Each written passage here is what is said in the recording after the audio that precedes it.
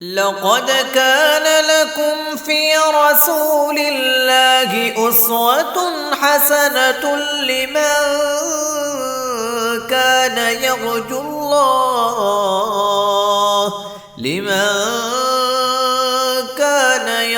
الله واليوم الآخر وذكر الله كثيرا نحمده ونصلي على رسول الکریم۔ صحیح البخاری کتاب الغسل باب نمبر 25 باب کینونۃ الجنب فی البیت اذا توضأ۔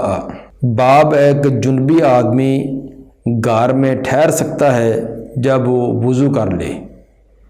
جنبی آدمی غسل نہ بھی کرے وضو کر لے تو گھر کے اندر وہ ٹھہر سکتا ہے۔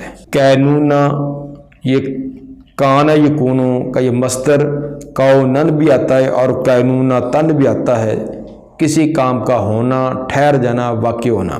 اس باب میں امام بخاری رحمہ اللہ یہ بات ثابت کرنا چاہتے ہیں کہ جنابت کی حالت میں اگر آدمی وضو کر لے تو وضو کر کے رات کو آرام کر سکتا ہے، نیند کر سکتا ہے، البتہ صبح کی نماز سے پہلے وہ غسل کر لے تو فوراً غسل کرنا لازم نہیں ہے، بلکہ کچھ تاخیر کر لے جب تک کہ سخت سردی کا موسم ہے یا کوئی اور کی تھوڑی بہت دشواری ہے تو اس میں غسل کو مؤخر بھی کیا جا سکتا ہے۔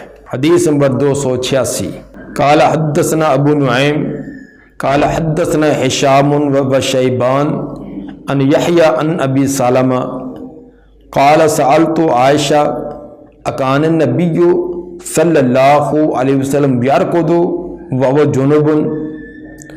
ابو سلمہ فرماتے ہیں کہ میں نے سیدہ عائشہ رضی اللہ تعالی عنہ سے سوال کیا کہ کیا نبی صلی اللہ علیہ وسلم نیند کر لیتے تھے جنابت کی حالت میں؟ جنابت کی حالت میں بغیر غسل کیے آپ نیند کر لیتے تھے؟ یہ سوال کیا۔ قالت نعم ویتوضا۔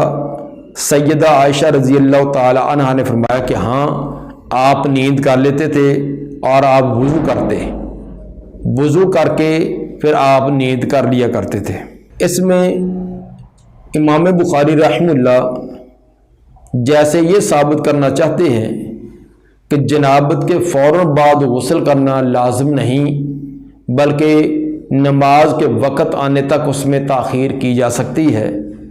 اسی کے ساتھ ساتھ وہ ایک روایت کے ضعف کی طرف بھی اشارہ کرنا چاہتے ہیں جو حضرت علی رضی اللہ تعالی عنہ سے مرفوع روایت ہے، ابو داؤد کی حدیث نمبر 227۔ الفاظ یہ کہ ان الملائکۃ لا تدخل بیتا فی قلب ولا صورۃ ولا جنوب۔ اس گھر میں فرشتے داخل نہیں ہوتے جس کے اندر کتا ہو، تصویر ہو اور کوئی جنبی آدمی ہو۔ ان چیزوں کی موجودگی میں فرشتے یعنی رحمت کے فرشتے داخل نہیں ہوتے۔ امام بخاری رحمہ اللہ اس کے ضعف کی طرف اشارہ کرنے چاہتے ہیں کیونکہ اس کے اندر ایک راوی نجے ان سے ان کا بیٹا عبداللہ ہی بیان کرتا ہے، اس روایت کو اور کوئی بیان کرنے والا نہیں، اور ان کا بیٹا جو ہے وہ مجہول الحال ہے، اس لیے یہ روایت کمزور ہے۔ بعض محدثین نے اس روایت کو درست قرار دیا ہے۔ حافظ ابن حجر رحمہ اللہ وہ بھی اس روایت کی تصحیح کے قائل ہیں اور وہ تطبیق یہ دیتے ہیں کہ جس روایت میں یہ آیا ہے کہ فرشتے گھر میں داخل نہیں ہوتے جس میں جنبی آدمی ہو، اس سے وہ جنبی آدمی مراد ہے جس کی ہمیشہ عادت ہے اور بغیر کسی عذر کے وہ غسل کو مؤخر کیے رکھتا ہے، حتیٰ کہ نماز کا وقت آنے تک بھی وہ غسل نہیں کرتا۔ البتہ جو کبھی کبھار کوئی تھوڑا بہت عذر بھی ہے جیسے سردی وغیرہ، تو وہ اگر آدھی رات ہے، آدھی رات سے صبح کی اذان تک مؤخر کر لے گا تو وہ اس میں نہیں آئے گا، جس طرح کہ صحیح بخاری کی روایت میں خود نبی صلی اللہ علیہ وسلم کا اپنا فعل ثابت ہے۔ باقی رہا یہ وعید کہ جس گھر میں جنبی آدمی ہو تو فرشتے رحمت کے نہیں آتے، یہ اس کے لیے ہے کہ جو جنابت کے ساتھ ہی رہے، بعد میں بھی غسل نہ کرے اور نماز کا وقت بھی گزر جائے، یا ایک عادت ہی اس نے بنائی ہوئی ہے کہ بلا وجہ ہمیشہ وہ جنابت کی حالت میں ہی سویا رہتا ہے، تو اس کے لیے یہ وعید ہے۔ لیکن اگر کبھی اتفاق ہو جائے کہ معمولی سا عذر بھی ہو اور نماز کے وقت آنے سے پہلے تک تو تاخیر ہے، وقت آنے پر غسل فوراً کر لے، تو اس کے لیے یہ وعید نہ ہوگی۔ باب نمبر 26، باب نوم الجنب، باب جنبی آدمی کا نیند کرنا۔ یہ باب صحیح بخاری کے بعض نسخوں میں یہ باب نہیں ہے، بلکہ یہ روایت حدیث نمبر 287 یہ گزشتہ باب کے ساتھ ہی آئی ہے، لیکن بعض نسخوں کے اندر یہ الگ سے باب قائم ہے۔ اگر یہ باب ہو تو اس کا پھر آئندہ باب کے ساتھ اعتبار کرتے ہوئے اس کو مطلق کہیں گے اور آئندہ والے باب کو مقید کہیں گے۔ باب نوم الجنب، جنبی آدمی کا نیند کر لینا۔ حدیث نمبر 287، قال حدثنا قتيبة قال حدثنا الليث عن نافع عن ابن عمر ان عمر بن الخطاب سأل رسول اللہ صلی اللہ علیہ وسلم، حضرت عمر بن خطاب رضی اللہ تعالیٰ عنہ نے نبی صلی اللہ علیہ وسلم سے سوال کیا۔ سوال یہ تھا کہ یرقد احدنا وهو جنب، کیا ہم میں سے کوئی ایک نیند کر سکتا ہے جنابت کی حالت میں؟ جنابت کی حالت میں بغیر غسل کیے ہوئے آدمی نیند کر سکتا ہے؟ قال نعم اذا توضأ احدكم فليرقد وهو جنب، آدمی فرمایا کہ ہاں، جب وضو کر لے تو میں سے کوئی ایک، پھر وہ سوئے اس حال میں کوئی جنبی ہو۔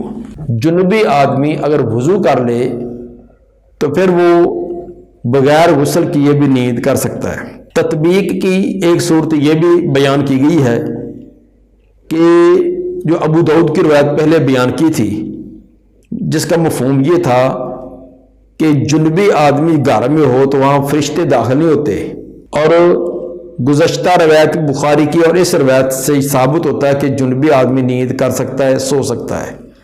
تطبیق یہ کہ جو بغیر وضو کیے سویا رہے، وضو بھی نہ کرے، تو فرشتوں کا داخل نہ ہونا اس کے لیے ہے، لیکن جو وضو کر لیتا ہے تو کچھ نہ کچھ اس نے طہارت حاصل کر لی ہے، اگرچہ کامل طہارت تو نہیں، لیکن کچھ نہ کچھ اتنی طہارت ہو گئی ہے کہ جس کی وجہ سے اب اس کے لیے نیند کرنا بھی درست ہے اور رحمت کے فرشتوں کی آمد بھی اب درست ہے۔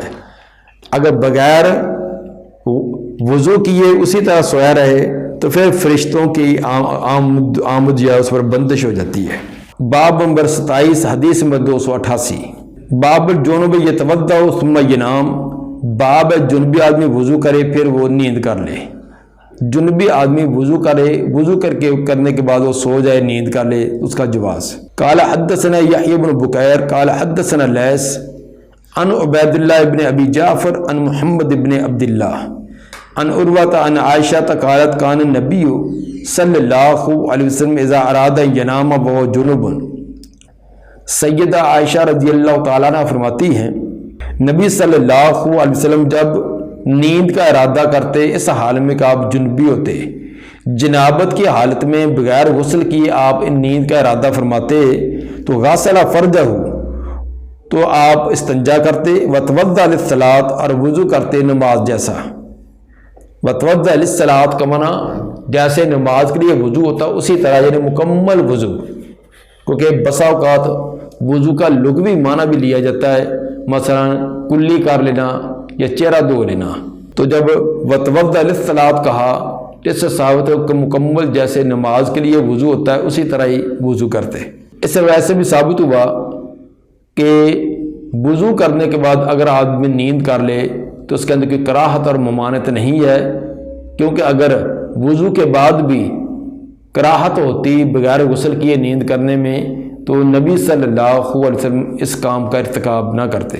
حدیث نمبر 289، قال حدثنا موسیٰ بن اسماعیل قال حدثنا جویریہ عن نافع۔ جویریہ سے یہ ایک مرد کا نام ہے، اگرچہ عام طور پر عورتوں کا، بچیوں کا نام جویریہ رکھا جاتا ہے، لیکن یہاں حدثنا جویریہ تو یہ مرد مراد ہے، ان کا اپنا نام جویریہ اور ان کے باپ کا نام اسما بن عبید تھا، یعنی خود بھی اس کا نام عورتوں جیسا تھا اور باپ کا نام بھی اسما تھا۔ تو یہ بسا اوقات ایسے ہوتا ہے کہ مردوں کا نام عورتوں جیسا اور عورتوں کا مردوں جیسا، یہ اپنے اپنے علاقے میں اس طرح کی بسا اوقات چیزیں آ جاتی ہیں۔ ان نافع ان عبداللہ قال استفتى عمر النبی صلی اللہ علیہ وسلم۔ عبداللہ بن عمر فرماتے ہیں کہ مسئلہ پوچھا عمر رضی اللہ تعالی عنہ نے نبی صلی اللہ علیہ وسلم سے۔ مسئلہ یہ تھا اینام احدنا وہو جنب، کیا ہم میں سے کوئی ایک نیند کر سکتا ہے جنابت کی حالت میں؟ جنابت کی حالت میں ہم میں سے کوئی ایک نیند کر سکتا ہے؟ قال نعم اذا توضا، آپ نے فرمایا کہ ہاں جب وہ وضو کر لے، جب وہ وضو کرے تو پھر وہ نیند کر سکتا ہے۔ یہی روایت صحیح مسلم کی حدیث نمبر 306 کے اندر ایسے الفاظ ہیں کہ لیتوضا ثم لینم، ایسا آدمی وہ وضو کرے، وضو کرنے کے بعد وہ سو جائے۔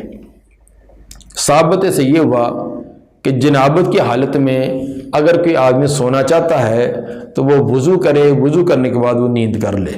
حدیث نمبر 290۔ حدثنا عبداللہ ابن یوسف قال اخبرنا مالک عن عبداللہ ابن دینار عن عبداللہ ابن عمر انه قال ذکر عمر بن الخطاب لرسول اللہ صلی اللہ علیہ وسلم بأنه تصیبه الجنابۃ من اللیل۔ حضرت عمر بن خطاب رضی اللہ تعالی عنہ نے نبی صلی اللہ علیہ وسلم کے سامنے یہ بات ذکر کی کہ بأنه تصیبه الجنابۃ من اللیل، رات کو ان کو جنابت پہنچ جاتی ہے، وہ جنابت کی حالت میں ہو جاتے ہیں۔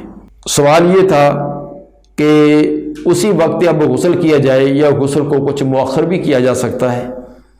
فقال له رسول اللہ صلی اللہ علیہ وسلم، تو آپ صلی اللہ علیہ وسلم نے ان کو فرمایا کہ توضا واغسل ذاکرہ کا ثم نم، آپ نے فرمایا وضو کر، استنجا کر، پھر نیند کر۔ واو مطلق دو باتوں کو جمع کرنے کے لیے آتی ہے، تو یہ معنی نہیں کہ پہلے وضو ہو اور استنجا بعد میں، تو صاف ظاہر ہے کہ پہلے استنجا ہوگا بعد میں وضو ہوگا۔ مطلب یہ تھا کہ استنجا بھی کیجئے، وضو بھی کیجئے، ثم نام، اس کے بعد آپ نیند کر سکتے ہیں۔ ان تمام روایات سے یہ بات ثابت ہوئی کہ جنبی آدمی بغیر غسل کیے ہوئے نیند کر لے تو اس کا جواز ہے۔ تو اس کے جنبی آدمی کی طہارت حاصل کرنے کے 3-4 درجے ہیں۔